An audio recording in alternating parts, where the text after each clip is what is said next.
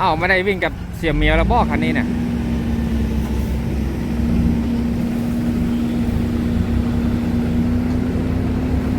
คันนี้ครับ HO 7D Turbo ครับผมเป็นยังไงบ้างสภาพรถนะครับโอ้ยังสมบูรณ์แบบครับคันนี้นะครับ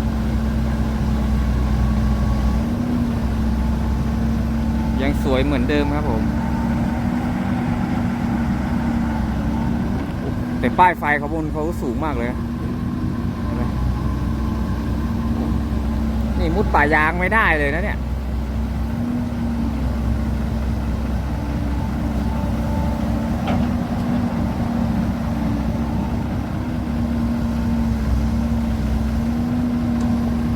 รุ่นนี้แต่งสวยจริงนะครับแต่งแล้วมองยังไงก็สวยกระทัดรัดนะครับกันชนโปรเฟียสายยุ่นอันนี้รถเสียอันทำขายครับ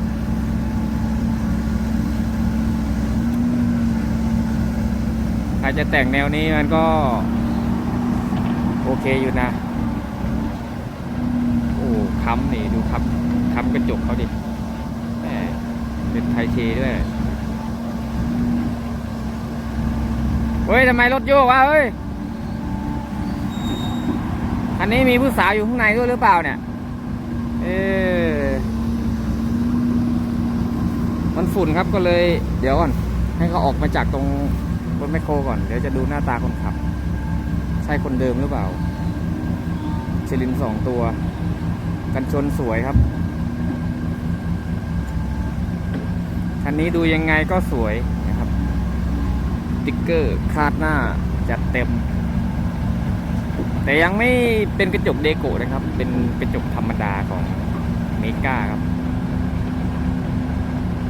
ไปเอาให้ไปแล้วเฮ้ยอะไรเนี่ยคุณจะขับกี่คันเนี่ยฮะขับกี่คันขับทุกคันเลยอะโอ้ยเดี๋ยวไปด้วยไม่เป็นไรเดี๋ยวรอบหน้าเด้อเอาอะไรเนี่ยผู้สาวดิขับคันเมื่อกี้แล้วมาขับคันนี้อีกโอ้ไป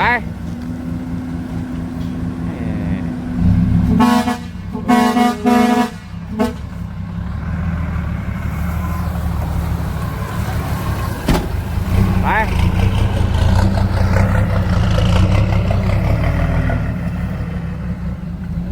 แจ๋ว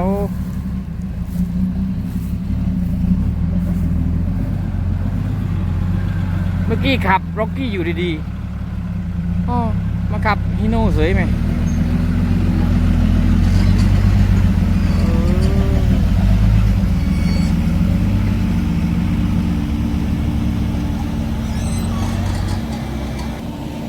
มาอีกคันแล้วครับอย่าบอกว่าขับคันนี้ด้วยนะ โอ้คันนี้ฟูโซ่ครับผมไฟเตอร์ครับตัวนี้แต่งเต็มเลยรุ่นนี้มันก็น่าเล่นนะผมว่าถ้าเล่นล็อกกี้เล่นรุ่นนี้ดีกว่าไฟเตอร์ครับอ้าวคันนี้ไปฝั่งนู้นนะ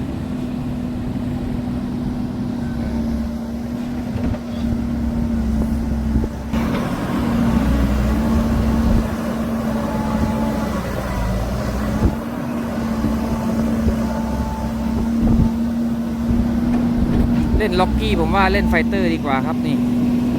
สวยครับปกติเขาวิ่งกับเสี่ยเมียวนี่สงสัยจะย้ายทีมงานครับผม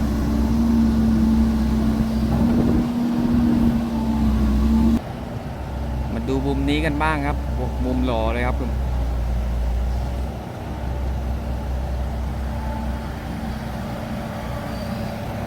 หล่อดีครับไฟเตอร์นะครับใครว่าไม่หล่อผมว่าหล่อครับคันนี้ตัวนี้เป็นเครื่องเทอร์โบครับ 6M60 แต่ไม่ใช่เทอร์โบแปรผันนะตัวนี้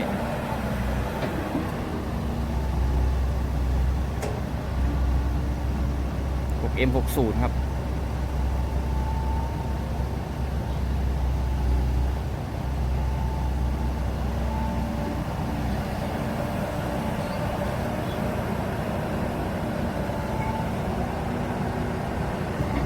ไป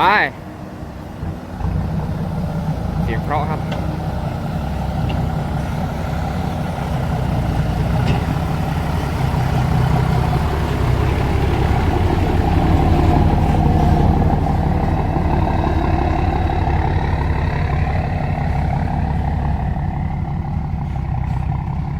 ออกตัวเดิม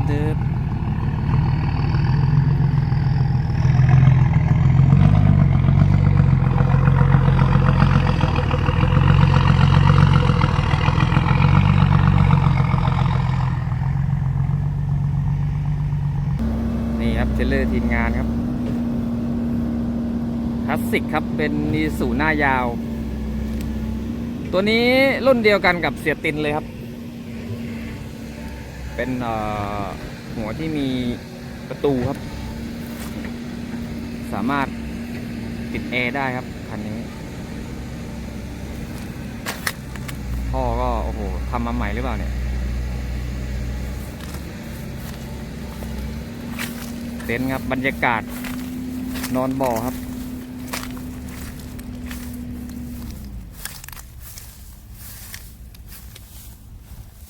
เราเดียวครับตัวนี้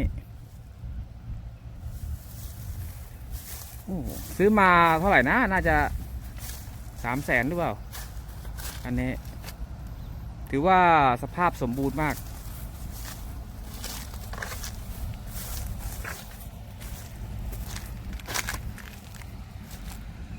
เท่คลาสสิกครับ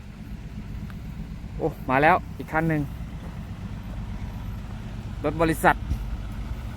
คันนี้รถเสียการ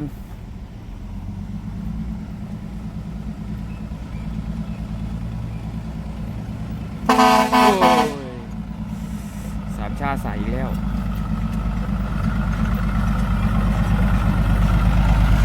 ไม่รู้ใครขับนะคันนี้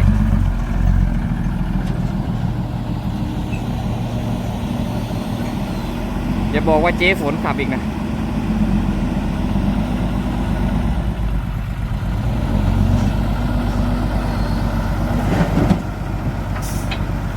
ทีมงานหมูบินดินด่วน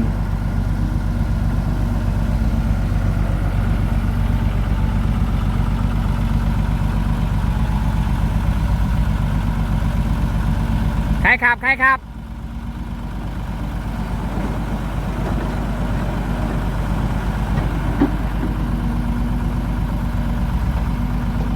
โอ้อากาศร้อนครับคันนี้ยกเครื่องใส่ใหม่นะไม่ใช่4สูบแล้วคันนี้6สูบจำไม่ได้ว่า165หรือ175นี่แหละอันนี้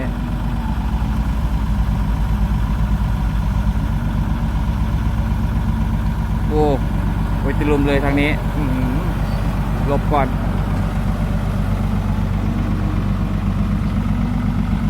กันชนหายไปไหนเนี่ย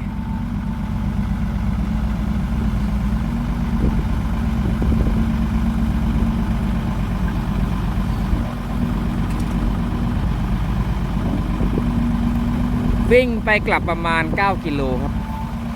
แต่ว่าได้ราคาครับ300 กว่า350หรือเปล่า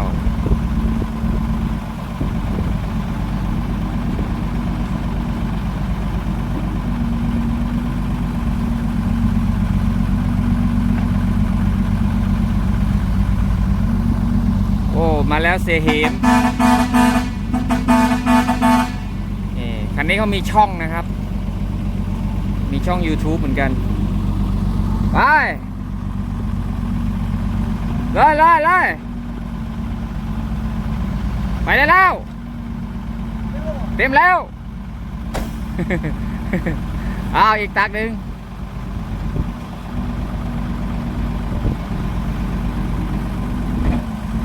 อ้าวยังเหรอ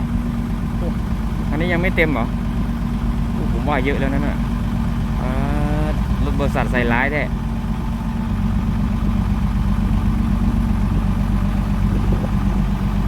ทีมงานนี้เขาก็มี YouTube กันหลายคนเหมือนกันนะครับนี่ของแท้แล้ว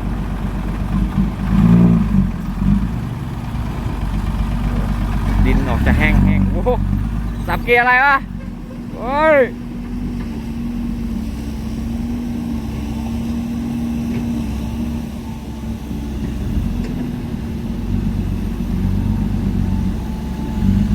คันนี้ยาวเข้าซอยอาจจะลำบากนิดหนึ่งนะ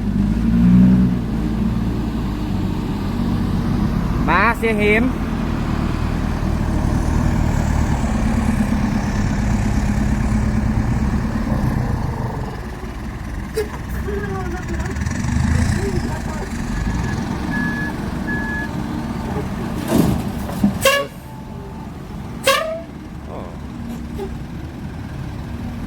คันนี้นี่ส่งงวดแพงอยู่นะแต่แกหาได้ครับแกเก่งมากครับ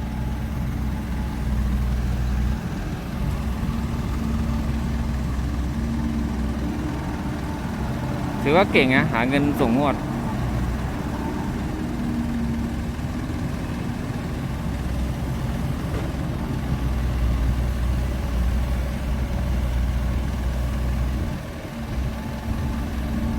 เท่าไหร่นะกี่หมื่นครับร้อนจนมาลงมาก่อนมาลงมาก่อนฮะอ๋อเดี๋ยวไปนั่งเล่นด้วยเด้อเดี๋ยวไปนั่งเล่นด้วยเดี๋ยวขอเก็บภาพก่อนกระบะ50 เซนนะครับนี้ส่วนใหญ่โซนอีสานโซนสุรินทร์บุรีรัมย์จะเล่นกระบะแค่นี้ครับเล่นกระบะไม่สูงเพราะว่าถ้าเล่นกระบะสูงครับสายดินจะไม่เห็นดินเลยชาวบ้านก็จะแบบว่าเอ้ยทำไมคันนี้สายดินน้อยแท้ เขามองดินจากกระบะสูงจากกระบะเยอะยิ่งสูงจากกระบะเยอะนั่นแหละคือเยอะของชาวบ้านครับ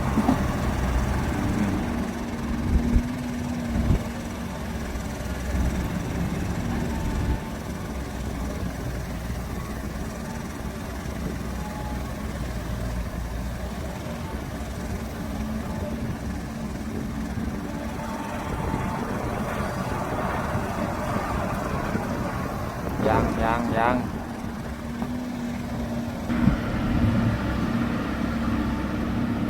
ไปไม่รู้ว่าหมดยังรถ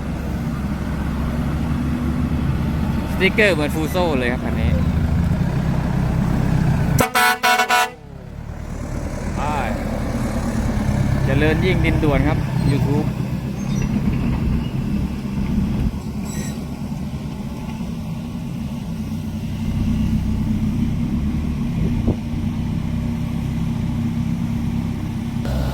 โอ้โหมาแล้วครับคันแรกขึ้นไปเลยโอ้โหมีแต่กินเหล้าเลยครับคันนี้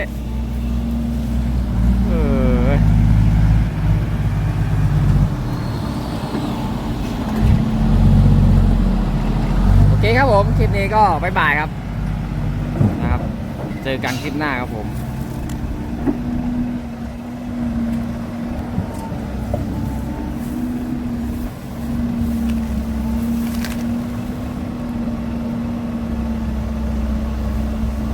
จบคลิปกับคันนี้ครับผมร็อกกี้ครับ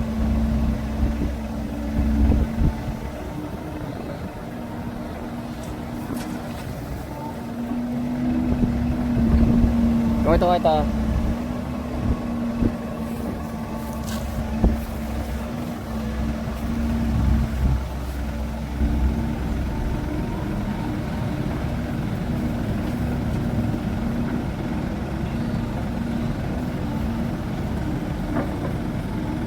โ